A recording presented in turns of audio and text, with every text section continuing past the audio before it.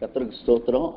இந்த காலை வேளையிலே உங்களோடு கூட ஆண்டுடைய வார்த்தையை தியானிக்கும்படி கர்த்தர் கொடுத்த கிருபைக்காய் ஸ்தோத்திரம். ஆவியானவர் நம்மோடு பேசும்படியாய் நாம் காத்திருப்போம்.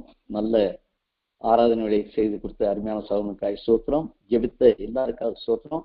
எல்லாரும் ஒருமனதாய் கேட்டு ஜெபித்ததை நான் பார்த்தேன். கர்த்தருக்கு ஸ்தோத்திரம். நிறைய வசனங்கள் நிறைய அறிஞ்சிருக்கிறீங்க. அதுக்காக நான் நன்றி. காரணம் இந்த ஜெபக்குழு தான்.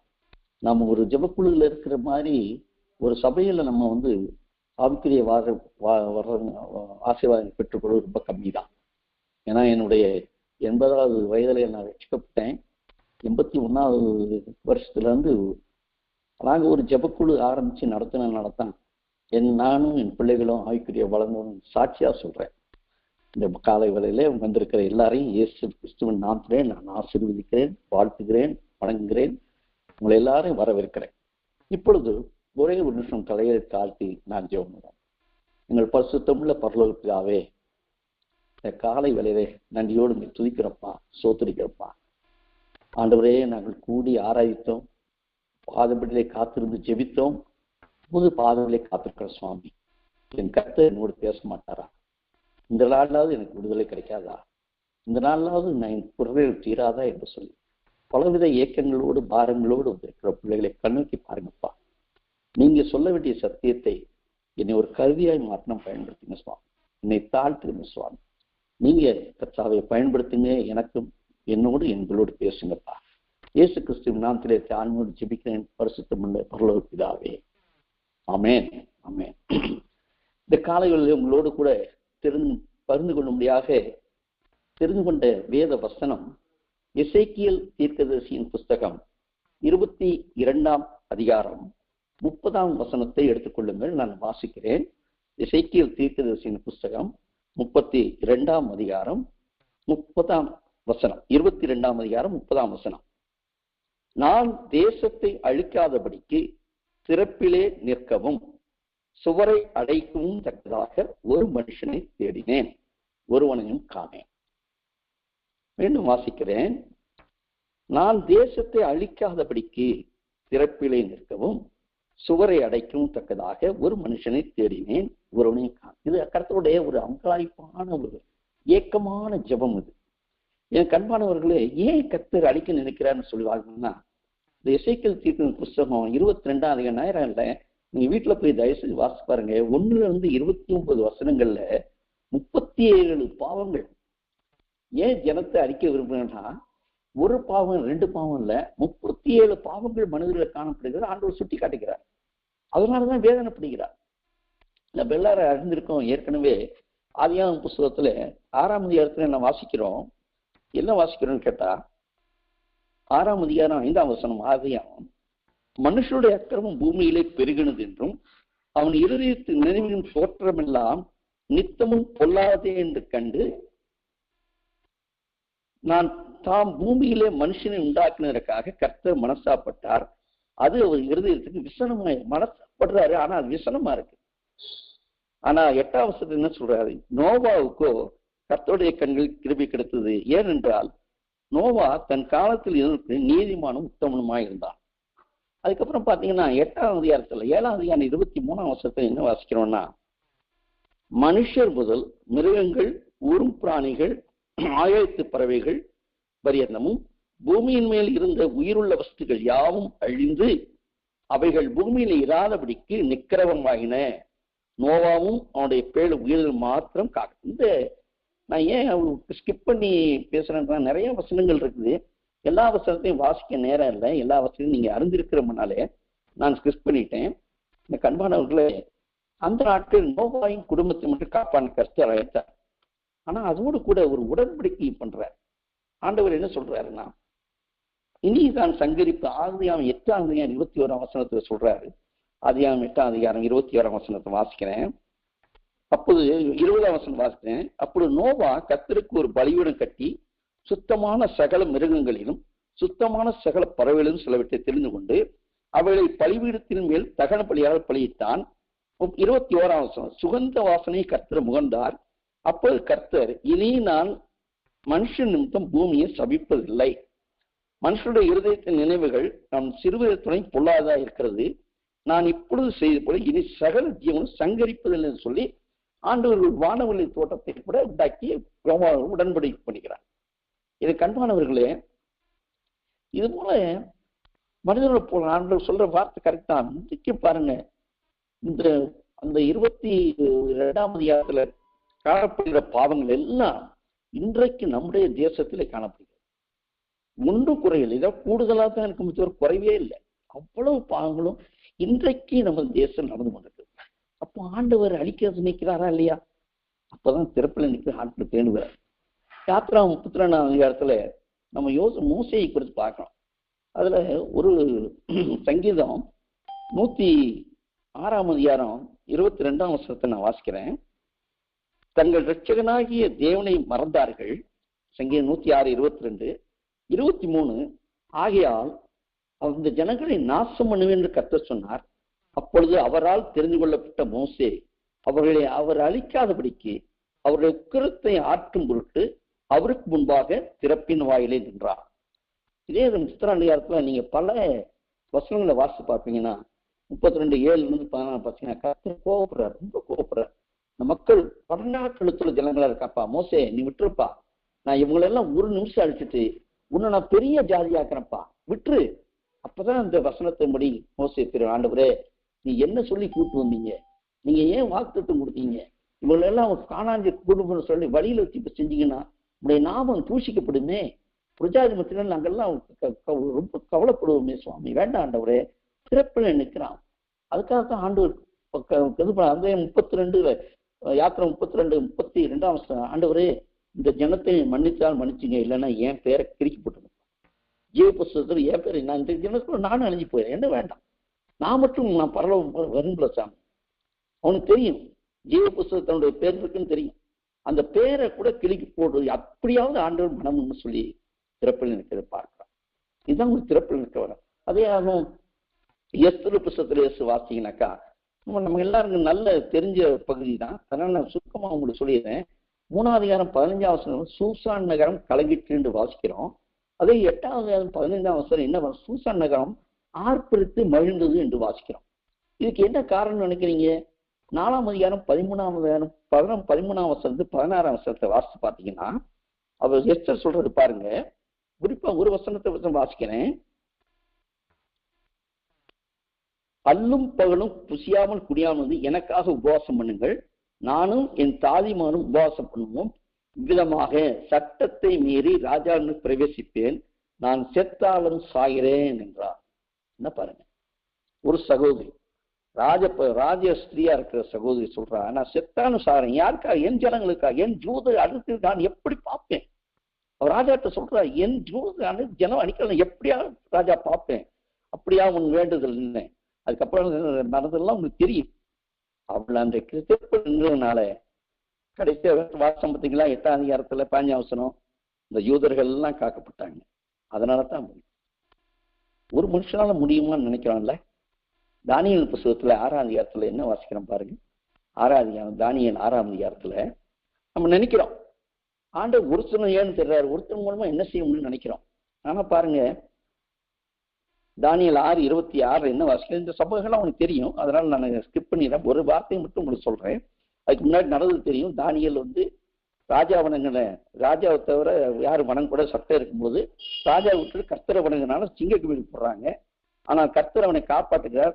அவன் ராஜா ராத்திரி பூரா உபவாசம் அமைதி வால்நைட் ப்ரே பண்ணியிருக்கான் பாருங்க.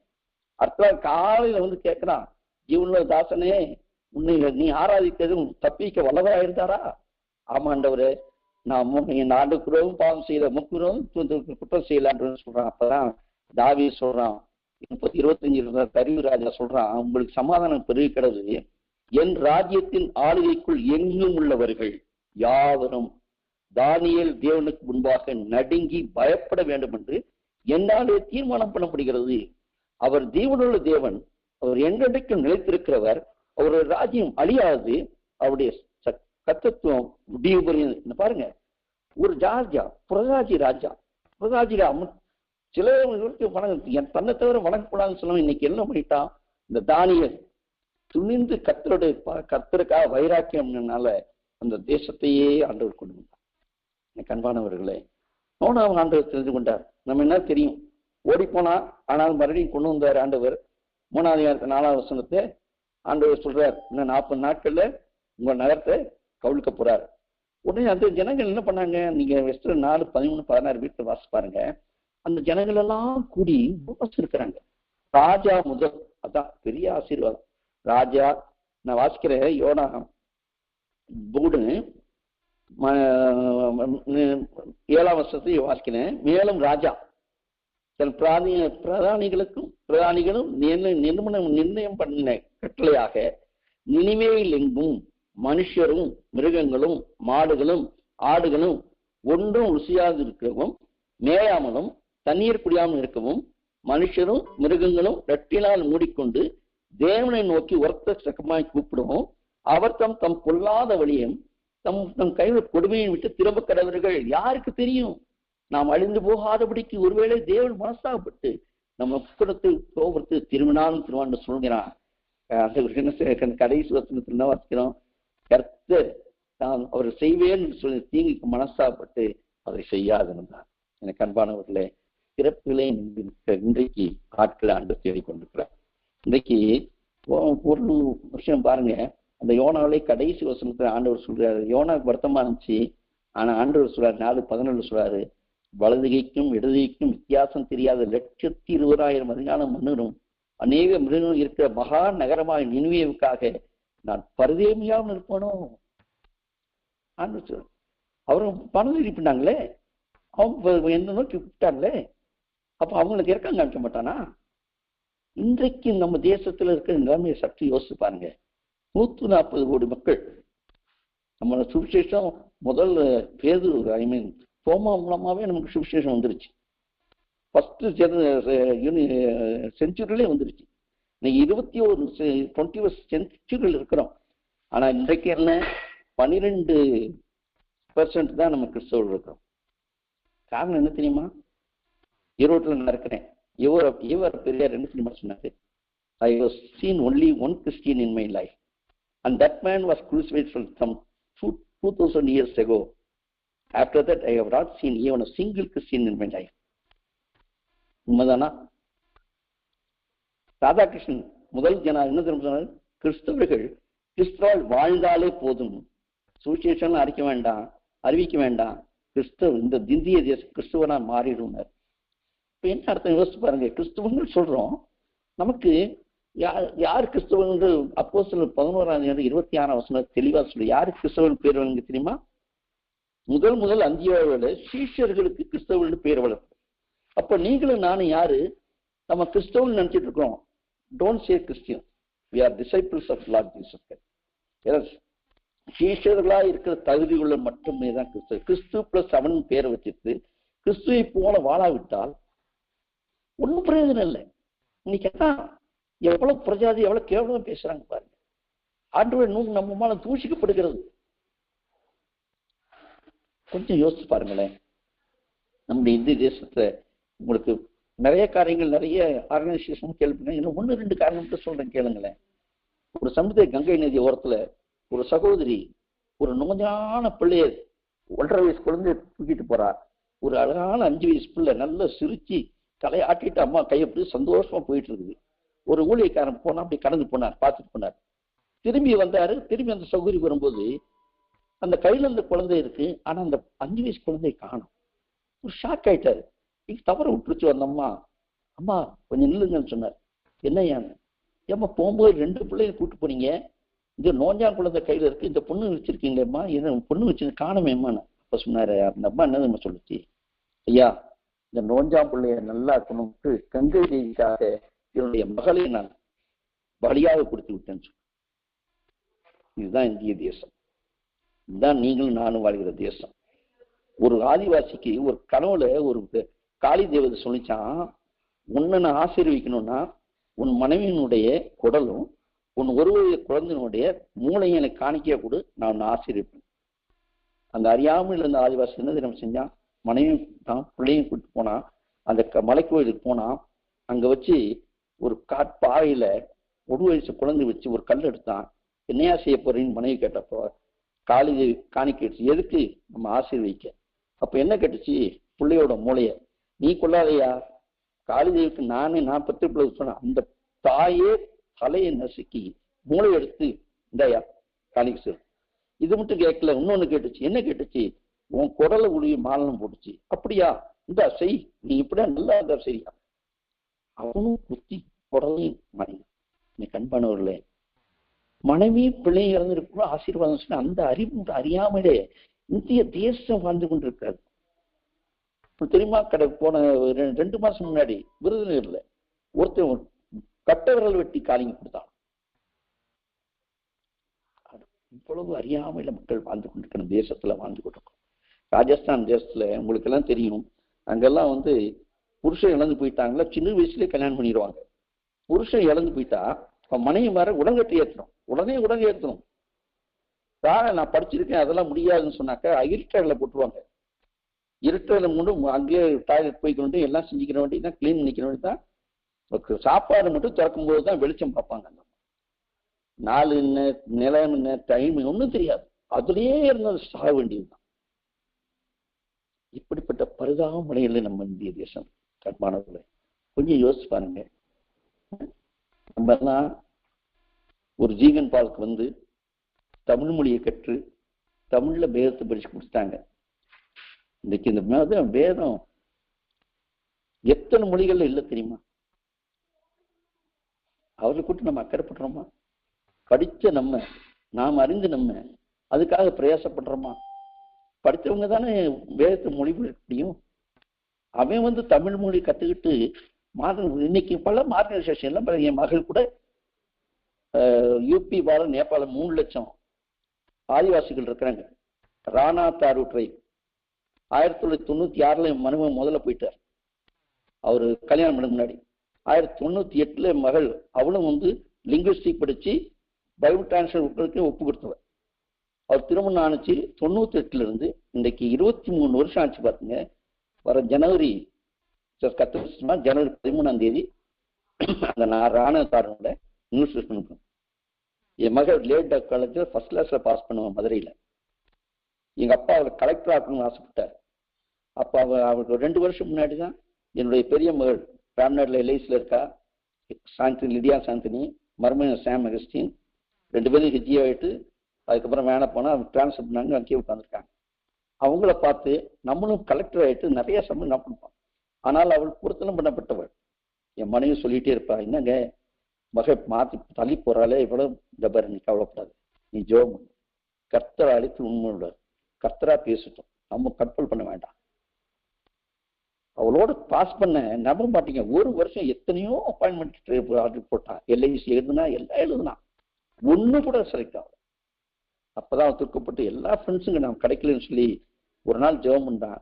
பாசிங்க இந்த கருத்தை சொன்னாரு, நான் உன்னை ஊழியத்துக்கு கொண்டேன். உடனே அன்னைக்கு கூப்பிட்டான். எத்தனையோ பாடுகள் உபத்திரவங்கள். ஆனா இன்னைக்கு அவ பாடுகள் உபத்திரவம் செஞ்சதுனால்தான் இன்றைக்கு அதாவது எழுத்து வடிவம் இல்லாத ஒரு மொழி. அது பேசுற பாஷை தான். 3.5 லட்சம் மக்கள் இருக்காங்க நேபாளையும் இந்தியா பாடல். கரடும் பயங்கரமான ஏரியா. ஆனா இன்றைக்கு அந்த மக்கள் ஒரு 2 பிள்ளைகள். என் மருமகனும் இல்லை, எம்எஸ்சி கெமிஸ்ட்ரி திருச்சி பிசிபிள் காலேஜ் பாஸ் பண்ணவர். பிஜி கோர்ஸ் முடிச்சிருந்தாலும் உலகப்புறம் வேண்டாம்னு சொல்லி ஆண்டவர் ஒப்பு கொடுத்ததுனால இன்றைக்கு ஒரு நியூ டெஸ்ட்மென்ட் வெளியே சாட்சியா சொல்றேன். ஜனவரி 13ஆம் தேதி லக்னோவில் வச்சு டெடிகேட் பண்றாங்க. இப்படி நான் சொல்லிக்கொண்டே போகலாம். ஆனா நம்ம நிலைமை கொஞ்சம் யோசிச்சு பார்ப்போம். நாம் யாருன்னு சொல்லிட்டோம். ஆனால் 1 பேர் 2:9 என்ன வாசிக்கிறோம் தெரியுமா? நீங்களும் நானும் ஆண்டவரை அறிவிக்க தெரிந்து கொள்ளப்பட்டவர்கள் வேதத்தை வாசிக்கிறோம். 1 பேர் 2:21 என்ன வாசிக்கிறேன்? பேதுரு இருக்காரு, நீங்களும் நானும் அழைக்கப்பட்டவர்கள். மல்கியா 3:17-18 நான் வாசிக்கிறேன் பாருங்க. அதுல என்ன சொல்லுது வசனம் வாசிக்கிறேன் பாருங்க. ஊழியம் செய்யணுக்கும் ஊழியம் செய்யானுக்கும் நான் வித்தியாசத்தை காட்டுவேன்னு சொல்கிறார். அந்த ஒரு வசனத்தை நான் வாசிக்கிறேன். மல்கியா 3ஆம் அதிகாரம் 18ஆம் வசனத்தை வாசிக்கிறேன். நீதிமானுக்கும் துன்மானுக்கும் தேவனுக்கு ஊழியம் செய்கிறவனுக்கும் அவருக்கு ஊழியம் செய்யாதவனுக்கும் இருக்கிற வித்தியாசத்தை காண்பீர்கள். ஆண்டவர் ஊழியம் செய்யறது ஆண்டவர் நம்ம ஒரு கடமை. பவுலுக்கு ஜான் ஆக்சன் பக்தன் ஸ்காட்லாந்து சொல்றான். அவன் ஜெபம் பண்றான் முழங்க, ஆண்டவரே ஸ்காட்லாந்து தாரம் இல்லாட்டி என்ன எடுத்துக்கொள்ளும். எப்படி பாருங்க, ஒரு தேசத்துக்காய் ஒரு ஊழியன் ஜெபித்ததுனால கர்த்தரவன் ஜெபித்தவனுக்கு ஸ்காட்லாந்து தேசம் கொடுத்தார். இஸ்ரேல் தேசம் உருவான கதை நமக்கு தெரியும். 1947 ஒரு பெண்மணி, இப்போது கொடுங்க இல்லாட்ட எப்பயுமே வேண்டாம். யாரை பார்த்து? யூதர்களுக்கு ஒரு ஐகோர் அமெரிக்கால ஒரு பொதுக்கூட்ட கேட்கிறார். கொடுத்தாங்க. இன்னைக்கு இஸ்ரேல் உருவாச்சு. Now are never. இதே ரெண்டே வார்த்தை தான். எனக்கு அன்பான இப்ப நீ பல சம்பவம் சொல்லலாம். ஆனா கர்த்தர் ஒரு மனித தேவையா அவரை கொண்டு செய்ய முடியும்னு விசுவாசிக்கிறேன். பவுலப்போஸ்தலன் சொல்கிறார் 2:4, சமயம் வாய்த்தாலும் வாய்க்காவிட்டாலும் திருவசனத்தை போதிக்கணும்னு சொல்ற. எனக்கு அன்பானவர்களே, நம் தேசத்துல எத்தனையோ கோடி மக்கள் இருக்கிறாங்க. ஆனா இன்னும் அறியாத மக்கள் இருக்காங்களே. நம்ம கொஞ்சம் யோசிச்சு பார்ப்போமா? நம்ம என்ன செய்ய சித்தமா இருக்குன்னு சொல்றோமே, தெரிஞ்சு கொள்ள அழைக்கப்பட்டிருக்கோமே. இன்னைக்கு நான் ரொம்ப சந்தோஷப்படுற என்ன காரியம் தெரியுமா? அருமையான தங்கராஜன், மாதவகுமார், ஒரு சில 3-4 பேர் தான் இந்த ISPF குடும்பத்தை ஆரம்பிச்சாங்க. ஏன்னா நானும் தங்கராஜன் ஒரே பேட்ச்மெண்ட் தான். 68 ஒரே டைம் அப்பாயின்மெண்ட், 87 ஒரே டைம் HGA, 94 2 பேரும் ஒரே டைம் AO. அப்புறம் AO பெர்மனன்ட் டைம் தான் நான் வந்து ராஜினாமா. அப்போ காரைக்குள்ள AO இருக்கேன், நான் பல்லாக்குளத்துல AO இருக்கேன். அவர்கிட்ட சொன்னேன், அண்ணே நான் அந்த மாதிரி ஊழியத்துக்கு போறேன். இப்பதான் செஞ்சுக்கிட்டே இருக்குது, அப்புறம் என்னப்பா? இல்லைண்ணே, ஆண்டவர் நான் 84 ஆண்டு ஒப்பு கொடுத்தேன். 81 CGM சாவணத்துல ஒரு கூட்டத்துல நான் ஒப்பு கொடுத்தேன். அப்ப இருந்து எங்கள் சபையில குடும்பம் 40 பேர் குடும்பமாய் போய் பக்கத்துல கிராமங்களை சந்திப்போம். அங்கிருந்து வேடசுந்தூர் வரைக்கும், இந்த சைடு உடஞ்சதுற வரைக்கும், இப்படி 4 பக்கம் சுவிசேஷம் அறிவித்தோம். குடும்பமா போவோம். அந்த ரட்சிக்கப்பட்ட புதுல எல்லாரும் கூட்டு ஒரு லீடர்ஷிப் எடுத்து கூட்டு போனோம். இன்றைக்கு தாடி கும்பல கிட்டத்தட்ட 70-80 பேர் கொண்ட ஒரு சபை அருமையான இருக்காங்க. பக்கத்துல லட்சமூட்டில் ஒரு சர்ச்சு கட்டணும். இங்க கொஞ்சம் தள்ளி கள்ளிப்பட்டு சர்ச் கட்டணும். அங்கே அரண்டைக்கு லட்சணப்பட்டு அந்த லோடு எக்ஸ்டென்ஷன் பண்ணுறதுக்காக இடிச்சிட்டாங்க. எனக்கு அன்பானவர்களே, நம்ம அதாவது எல்லாரும் முன்னேறப்படின்னு நினைக்கக்கூடாது. சுவிசேஷத்தை அறிவிக்காட்டான கையோ பவுலப்போஸ் சொல்றாரு. அவர் என்ன சொல்றாரு? பவுலோஸ் அவரே எழுதுறாரு, 1 Corinthians 5 எழுதுறாரு, என் கைகளினால் வேலை செய்து பாடுபடுகிறோம். He is not a full time worker. தங்களுடைய தேவைக்காக தனக்கு வேலை செஞ்சு கூடார தொழில் ஒரு தொழில் ஒரு செய்து அவர் தனக்கு வேண்டிய சம்பாதிச்சுட்டு தான் வேலை செஞ்சார். இப்ப நமக்கு கத்தர் கொடுத்த வேலைக்கு 10-5, அதுக்கப்புறம் என்ன செய்யறோம்? இன்னைக்கு பாருங்க, நான் சொல்ல வந்து விட்டுட்டேன். அன்னைக்கு 10 பேர் 15 பேர் கொண்டது, இன்னைக்கு 250 பேர் அப்படின்னு ரொம்ப சந்தோஷம். அதுல நிறைய புரஜாதி மஸ்டர் ஆண்டவர் ஏற்றுக்கொண்டு இன்னைக்கு அவர்கள் ஜெபிக்கிற ஜெபங்கள், அவர்கள் யூஸ் பண்ற வேர்ட்ஸ் எல்லாம் பார்க்க ஐ எம் ரியலி த்ரில். அந்த ஒரு சிலர் கூடி ஒரு தரிசனத்தோட ஆரம்பிச்சது இயக்கம். சரி, இந்த 250 போகுமா? நம்ம எலிசில 250 பேர் தான் இருக்காங்களா? மற்றவர்களுக்காக நம்ம ஜெபிக்கிறோமா?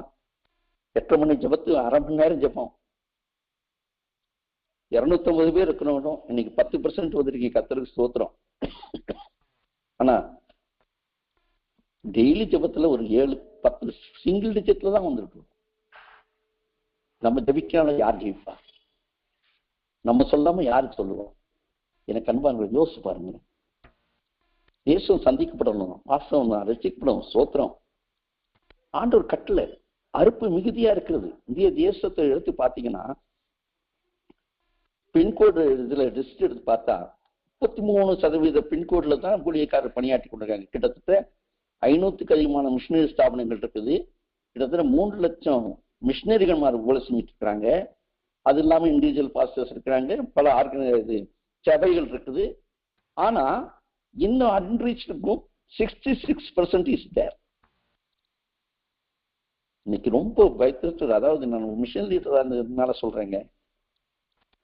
இந்த ஸ்டான்லி என்ன, போசன்னு, பேட்ரிக் ஜாக்சன் அவங்கெல்லாம் வேலையை விட்டு வந்து ஊழியத்தை ஆரம்பிச்சு நடத்தும் போது அவர்கள் பேசும்போது பார்த்தீங்கன்னா ஆயிரக்கணக்கான பேர் ஊழியை கூப்பிடுப்பாங்க, குடும்பமா. பேட்ரிக் ஜாக்சன் போசன்னா எல்ஐசில இருந்து ரிசைன் பண்ணி வந்தவங்க. ஸ்டாலின் அவன் இன்ஜினியர் வந்துட்டு ரிசைன் பண்ணி வந்தவர். இன்னைக்கு யாராவது வராங்களா? யாராவது வராங்களா? யோசிச்சு பாருங்க.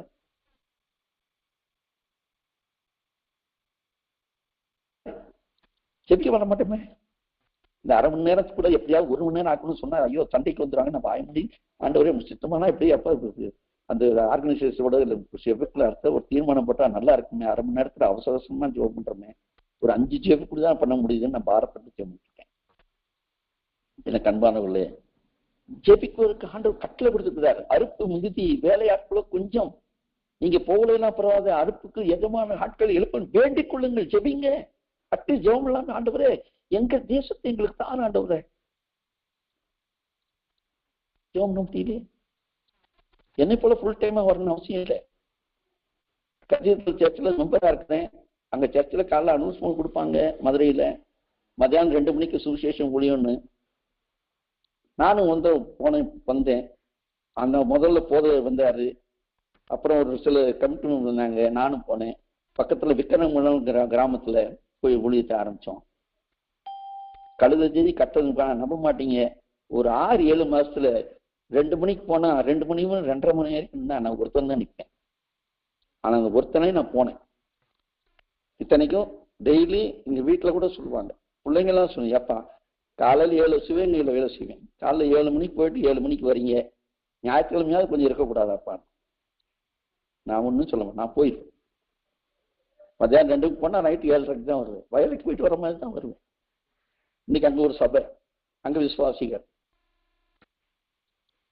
சுவிசேஷம் அறிப்பது it is not an obligation, it is a commandment. It is not an option, it is an obligation. நல்லா தெரிஞ்சுங்க. வேண்டும்னா செய்யலாம், செய்யக்கூடாதுன்னு இல்லை. நீங்க கட்டாயம் செய்ய வேண்டிய ஒரு கடமை இருக்கிறது. சுவிசேஷத்தை அறிவிக்காவிட்டால் எனக்கு ஐயோ என்று பவுல் சொல்லுகிறார். அது என் மீது கடமையா இருக்கிறது. இந்த கடமையை என்ன நிறைவேற்றீங்களா சொல்லுங்க. ஜபிக்கிறோம், ஓகே. கொடுக்கணும், ஓகே. ஜபிக்க கொடுக்க ஆட்கள் இருக்காங்க, ஆனா ஊழியர் செய்ய ஆட்கள் இல்லையே. இந்த கொரோனா மட்டும் 1000 ஊழியர்கள் இழந்து போயிட்டாங்களே. அங்க ரீப்ளேஸ் பண்றதுக்கு யாரு? நம்ம பிள்ளைகள் அனுப்ப முடியுமா? எனக்கு அன்பானவர்களே, சாக்கு புக்கை சொல்லாதீங்க. என் மகன் வாலிபயத்தில் ரசிக்கப்பட்டான் ஈவு மூலமாய். அவன் ஈவுலயும் மினிஸ்ட்ரியா இருந்தான். அவன் ஒரு ஜபக்குழு இன்வால்வ் பண்ணிட்டு இருந்தான். கடைசியா இன்றைக்கு அவன் ஆசைப்பட்ட காரணம் என்ன தெரியுமா? அதே இதுல ஒரு ஜபக்குழுக்கு நடத்தினான். அப்புறம் ப்ரீச் பண்ண போனான், பொறுப்பெடுத்து நடத்தினான், ஸ்டேட் செக்ரட்டரி ஆனா. கடைசியில் யூஎஸ்ஏ ஆல் இந்தியா லெவல்ல 2 times ஜெனரல் செக்ரட்டரியா ஹானரரியா. திங்கள்ல இருந்து சனிக்கிழமை மதியானம் வரைக்கும் ஆபீஸ். சனிக்கிழமை மதியானம் ஃபிளைட்ல ஏறி அகமதாபாத் போவான், டெல்லி போவான், காஷ்மீர் போவான். இயுள்ள எஸ்சி அந்த 2 வருஷத்துல அத்தனை யூனிட்டும் தன்னுடைய சொந்த செலவுல சனிக்கிழமை மதியானம் போட்டு அந்த சனிக்கிழமை ஈவினிங் போட்டுவான். ஞாயிற்றுக்கிழமை முடிச்சு ஞாயிற்றுக்கிழமை நைட் போட்டு வந்துடுவான். அவனுக்கு குடும்பம் இல்லையா? மனைவி மகன் இருக்காங்க. காரணம் இன்னைக்கு கோண்டா குஷாப்ல 7000 பேர் இருக்கிறாங்க. சீஃப் ஒர்க் மேனேஜருக்கு அசிஸ்டன்ட் தான் அவன் இருக்கான். Assistant deputy manager. கத்தருக்கு சுத்தமானா அடுத்தாப்புல இன்னும் 2 இயர்ஸ்ல அவனுக்கு சீடு அந்த 7000 பேருக்கு மேனேஜர் ஆகும். ஒருவன் ஊழியர் செய்தால் பிதாவானவன் கணமன்வாண்ட வார்த்தையை நினைச்சுக்கோங்க. கர்த்தர் சொல்றார், ஊழியர் செய்ய எனக்கு பிரியம். ரோமர் எழுதுற வாசிக்கிறோம். ஜெபம் பண்றது எனக்கு பிரியம். நீதிமொழியில சாலமோன் எழுதுற. ஏதோ காசு இருக்கு கொடுத்துட்டோம் அப்படின்னு என்றாங்க. ஆண்டவர் கணக்கு எடுப்பார். உனக்கு தாளங்களை கொடுத்திருக்கிறேன், உன் நேரத்தை கொடுத்திருக்கிறேன். நம்ம மாதிரி எல்ஐசி மாதிரி ஒரு ஆசீர்வட்ட ஜனம் யாருமே கிடையாது. பேங்க்ல எல்லாம் டெஸ்டியா பிடிக்கிறாங்க. 6, 7, 8 மணி வரைக்கும் வேலை செய்யறாங்க. ஆனா கரெக்டா 10 மணிக்கு போவோம், 5 மணிக்கு வெளியே வந்துருவோம். நம்ம எல்ஐசி ஸ்டாஃப் எத்தனை பேர் வேதனையோடு இருக்கிறாங்க, எத்தனை பேர் பிரச்சனை போராட்டம். அவங்களுக்கு ஏசு கிறிஸ்துவ அன்பு ஒண்ணு நம்ம நெருக்கியான அவங்களுக்கு சொல்லாமே. அப்ப அவங்களுக்காக ஜெபம் பண்றோம். 2 பேர் குடும்பம் போய் அந்த குடும்பத்தை சந்திச்சு என்ன பிரச்சனை, ஏன் கஷ்டப்படுறீங்க, அவங்களுக்காக போய் ஜெபம் பண்ணிட்டு வாங்க. அந்த குடும்பம் விடப்பட்டா வருவாங்கல்ல. 250 பேர் நின்றாதீங்க. அடுத்து இன்னும் 10 வருஷத்துக்கு எப்படியாவது எல்ஐசி எம்ப்ளாயிஸ் பூராவும் ரிச்சீவ் பண்ணணும், ஜெபம் பண்ணுங்க. அதுக்காக பிரயாசப்படுங்க. நம்ம தான் பிரயாசப்படணும். நம்ம பிரயாசப்படலான்னு யாரும் இந்த கண்பான நாளைக்கு கர்த்தர் கணக்கு கேட்பார். நோடு 30 வருஷம் 35 வருஷம் பணியாற்றினியே இந்த ஆர்கனைசேஷன் எத்தனை பேர் ஆதாயம் பண்ண. அதாவது not necessary they should come to baptise. அப்போவே அந்த மாதிரி நினைவே நடக்காதீங்க. எல்லாருக்கும் தெரியும், நம்முடைய எல்ஐசியில் நான் வேலை காலத்துல அருமையான திண்டுக்கல் ஆர் நாராயணன் அவரை போல பேசுனா அவருடைய அனல் பிறக்கும். டிவிஷன் மேனேஜர், ஜோனல் மேனேஜர், எல்டி அவாக இருந்தாலும் பயப்பட மாட்டார். கடுமையா பேசுவார். அவரு இந்த மார்க்சிஸ்ட் கம்யூனிஸ்ட் சேர்ந்தவர், நல்ல சிறந்த பேச்சாளி. திண்டுக்கல்ல பிரான்ச் இருக்கும். நான் அங்கே தான் இருந்தேன். நாங்கெல்லாம் இருப்போம். லட்சுக்கு முன்னாடி 5 மணி ஆனால் எல்லாம் உட்காந்து சீட் விளாடுவோம். 6:30 மணி 7 மணிக்கு தான் போவோம். நான் இப்போ செக்ரட்டரியா இருந்தேன். எந்த யூனியன் செக்ரட்டரி நான் தான், ரெக்ரேஷன் செக்ரட்டரி நான் தான். மேக்சிமம் பேப்பர் வந்து எல்லாம் என் டேபிளுக்கு தான் வரணும். யாராவது எடுத்துடக்கூடாது. முதல்ல கம்ப்ளீட்டா பேஜ் முடிச்சுட்டு தான் அடுத்தவங்களுக்கு கொடுப்பேன். யூனியன் கடுமையாக பேசுவேன். எல்லாம் செய்வேன். ஒரு எஸ்சி சகோதரன் நான் இருக்கும்போது இருப்பினாரு. ஒரு சைக்கிளில் வரல, கண்டுபிடி திட்டிவிட்டேன். பக்கம் ஐயோ அவன் போயிட்டு கேஸ் கொடுத்தா இன்னும் தெரியுமா, பார்ப்போம் கேஸ் கொடுக்குறான்னு பார்ப்போம். அப்படி இருந்தவனே 80 ரட்சிக்கப்பட்டோன்னே என்னுடைய ஆட்டிடியூடே மாறிடுச்சு. அப்ப நாராயணன் கேட்பாரு, என்னப்பாச்சு, என்னாச்சு, ஏன் விளையாட போறேன், ஏன் மேகசின்ல தான் தூக்கி போட்டு, ஏன் செக்ரட்டரி வேணான்ட்டு. அப்ப நான் சொன்னேன், என்று சாட்சியை சொன்னேன். அப்ப நான் ஊழியர் செஞ்சு சொன்னேன் பார்த்தீங்களா. அப்ப சிஜிஎம்க்கு ஒரு பிரான்ச் செக்ரட்டரியா இருந்து அவங்களுக்கு கலெக்ட் பண்ணி கொடுத்துருந்தேன். நம்ப மாட்டீங்க, நான் சொல்ற செய்யறதை பார்த்து என்னோட வாழ்க்கையை பார்த்து அவரும் மாசம் கான்ட்ரிபியூட் பண்ணுவாருங்க. ஒரு பிராமண சகோதரன், யூனியன் லீடர். காரணம் என்ன, போதும், அது போதும். இயேசு கிறிஸ்துவும் ஒரு கர்த்தர் இருக்கான்னு தெரிஞ்சு கொண்டார்ல, அவர் ஏற்றுக்கொள்ளாது பரப்பல. என் கண்மானவர்களே, நிறைய சொல்லிக்கொண்டே போகலாம். ஆனால் இன்றைக்கு ஒண்ணு நினைச்சுங்க, ஆண்டவர் உங்களை என்னையும் தான் தெரிந்து கொண்டார். நமக்கு நேரம் இருக்கிறது. சனிக்கிழமை முந்தையெல்லாம் சனிக்கிழமை ஆஃப் டே தான். சீர்மன் போகும்போது சனிக்கிழமை மத்தியானம் சாப்பிட்டு 3 மணிக்கு புலம்புனா கன்னியாகுமரி நாகர்கோவில்ல தான் எங்களுக்கு திறந்த வாசல். நிறைய ஆலயங்கள்ல திறந்து கொடுப்பாங்க. அங்க போய் நைட் ஷிஃப்ட் காலையில ஒரு சர்ச்சி, மத்தியானம் ஒரு சர்ச்சி, சாயங்காலம் ஒரு சர்ச்சி, சுவிசேஷத்தை சொல்லிட்டு எங்க சீஜன் சாபனத்தை சொல்லிட்டு பேசி நைட் போட்டு காலைல வந்துடுவேன். வாரம் சனி ஞாயிறு இந்த வளத்தை ஏற்கிறதுக்கு அந்த டைம்ல நான் ஒரு கமிட்டி மெம்பரா இருந்ததுனால 81ல இருந்து கமிட்டி மெம்பரா இருந்தேன். அப்போ ரொம்ப பாரப்பட்டு ஜபிக்க தான் கர்த்தர் என்னோட, நீயே வாப்பான்னு, உனக்கு என்ன வா, உடனே கீழ்படிங்க. அப்ப அங்கராஜன் சார் தான் மேனேஜர் ஆக்குறது. உனக்கு என்ன பைத்தியம் பிடிச்சிருக்கு, இது சர்வீஸ் தான்ப்பா, இதுலயே அது செய்ப்பா, ஒன்னு ரிசர்வேஷன் ஏற்றுக்கொள்ள மாட்டேன்னார். 3 நாள் கேள்வி வைக்க எப்போதும் எடுத்துட்டு போனார். சார் 3 வருஷம் நானும் அங்கே இருக்க மாட்டேன், அப்புறம் நான் பேசாம வீட்டுக்கு லீவ்ல நான் பாட்டு லாஸாக போயிடுவேன், வீணா ஏன் சார் எனக்கு இது பண்றீங்கன்னு 2வது நாள் தான் அனுப்பிச்சார். எனக்கு அன்பானவர்களே, இன்னும் குறுகிய நாட்கள், ஆண்டவர் வருகை சமயமா இருக்குது. உனக்காக நான் மறுத்தேனே, எனக்காக என்ன செய்தாய் ஐயா. நான் ஒரு மிஷினை தாங்கினேன், ஒரு பிள்ளையை தாங்கினேன், ஒரு சர்ச்சை கட்டி கொடுத்தேன். ஆத்மா எத்தனை பாதம். ஒரு பழைய பாட்டு, ஆத்மா ஒன்றும் ரட்சிக்காமல் வெட்கத்தோட ஆண்டவா வெறுங்கையனாய் உடைய சமூகத்தை ஒரு வேணும். இந்த பாரம் இருக்கிறவங்களுக்கு இன்றைக்குதான் திருமணம், சனி ஞாயிறு 2 நாள் லீவ் இருக்கு. குடும்பங்களை சார், நம்ம எல்ஐசி குடும்பங்களை சொன்னீங்க, தெரிஞ்ச கூட ஜஸ்ட் விசிட், அவங்களோட ஐக்கியப்படுங்க, அவங்கள ஆதாயப்படுத்த பாருங்க. இந்த பக்கத்து கிராமங்களுக்கு போங்க, கிராமங்கள்ல போனீங்கன்னா எவ்வளவு பேர் ஆதாயம் பண்ண தெரியுங்களா, எவ்வளவு பேர். என் அன்பானவர்களே, இந்த காலை வேளையிலே கர்த்தர் உங்களோடு பேசுவாரானால், ஆண்டவரே என்னை நீ தெரிந்து கொண்டீரப்பா சொல்ற, நீங்க என்ன தெரிஞ்சு கொள்ளப்பா, நான் எனக்கு சொந்த வார்த்தை தான், நீ என்ன தெரிஞ்சு கொள்ள, நான் உன்னை தெரிஞ்சு கொண்டேன். அந்த வசனத்துக்கு தான் எனக்கு கீழ்ப்படுத்தேன். இன்றைக்கு அந்த வசனம் தான் யோவான் சுவிசேஷத்துல, நீங்கள் என்னை தெரிந்து கொள்ள, நான் உங்களை தெரிந்து கொண்டேன், உன் பேர் சொல்லி அழைத்தேன், எனக்காக என்ன செய்தாய். ஜெபிக்கலாம், நிறைய நேரம் ஜெபிக்கலாம். பாரத்தோடு ஜெபிக்கலாம். இந்த இந்திய தேசத்துல பாத்தீங்கன்னா எத்தனை பேர் சிறையில் அடைக்கப்பட்ட ஊழியக்காரங்க, எத்தனை பேர் குற்றம் குளிரமா கிடைக்கிறாங்க தெரியுமா? எத்தனை பேர் பொய் வழக்கு போட்டு அழைக்கப்பட்டு தெரியுமா? எத்தனை ஆலயங்கள் இடிக்கப்பட்டிருக்கு தெரியுமா? யார் ஜெபிப்பா? ஆண்டவரே நாங்க போகல, எங்களுக்காக அங்க போராடி இருக்காங்களேப்பா, அவங்களுக்காக ஜெபம் பண்றப்பா. அந்த சூழ்நிலை எல்லாம் உங்களுக்கு பாத்தீங்கன்னா தெரியும். என்னுடைய மகள் 98 நான் கொண்டு அந்த பழையக்கலான்னு ஒரு சின்ன கிராமம், சின்ன ஸ்டேஷன், ஒரே ஒரு முடி தான். நைட்டு 1:30 மணிக்கு போகும், ஒரு 1:30 மணிக்கு போயிடுது. எதுக்கு? அப்ப என் மருமகன் ஏற்கனவே வீடு பார்க்கணும் போறாரு. ஒரே அந்த சின்ன சைக்கிள் ரிக்ஷா தான், அதுலயே ஜாமான் ஏற்றி அங்கேயே போய் ஜாமான் வாங்கிட்டு நானும் வீட்டுக்கு போறோம், மருமகன் போறாங்க. ஒரு டப்பா மாதிரி வீடுங்க, ஜன்னல் ஒரே ஒரு ஜன்னல் தான், ஒரு கதவு தான், அதுலயே தான் சமைக்கணும். 4 பேர் வீடு வரிசையா இருக்கு, தண்ணி டாய்லெட் எல்லாம் காமன். எலக்ட்ரிசிட்டி கிடையாதுங்க. நான் போறப்ப கரெக்டா ஒரு நாளைக்கு 2 மணி நேரம் விடுவான், எப்ப விடுவான்னு தெரியாது. நாள் பூரா வெயில் வெக்க. மதுரையில இருந்து தங்க போனா எப்படி இருக்குன்னு யோசிச்சு பாருங்க. 3 நாள் எப்படி எதுக்கடா இருக்க தள்ளி ரிசர்வ் பண்ண ஆகி போச்சு. 2ஆவது நாள் எனக்கு கிறுக்கு பிடிச்ச மாதிரி ஆயிடுச்சு.